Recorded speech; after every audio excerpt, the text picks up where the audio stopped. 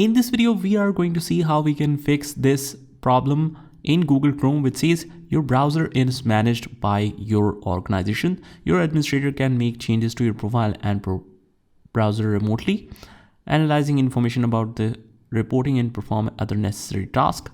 So let me just show you the quick solution on how you can resolve this. First of all, if let's say you're trying to make any changes, you click on the three dots and instead of exit, you might see that issue that your browser is managed by your organization and you are unable to perform many functions. So for that to resolve, what we do is we will write here Chrome and then put a colon sign here, // write policy, hit enter. So if you have some policy added here, we need to remove it. And to remove it, the procedure is quite simple. We'll go to the start menu and write here reg edit. It's for the registry editor. Click yes. And before making any changes, you can take the backup of it. You can export the backup so that if anything goes wrong, you can always refer it back.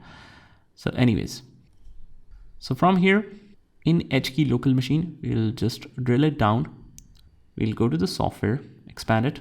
Then we will search for policies. If you're unable to find policies, you just select any folder and press P. It will take you to the policies section. Here it is.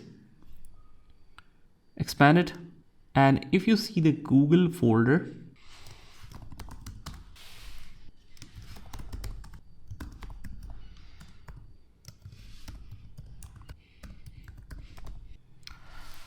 so what you can do is under the policies, you will see this Google, and under that you will see Chrome.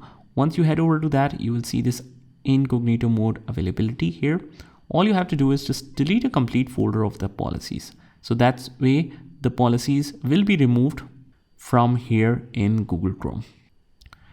So just right click on this folder, click on delete, click yes, head over back to the Chrome policies, and then it should be removed from here. And once you check your Google Chrome, you will see this normal buttons without showing the message of your browser is managed by your organization. So that is how you can resolve this error easily.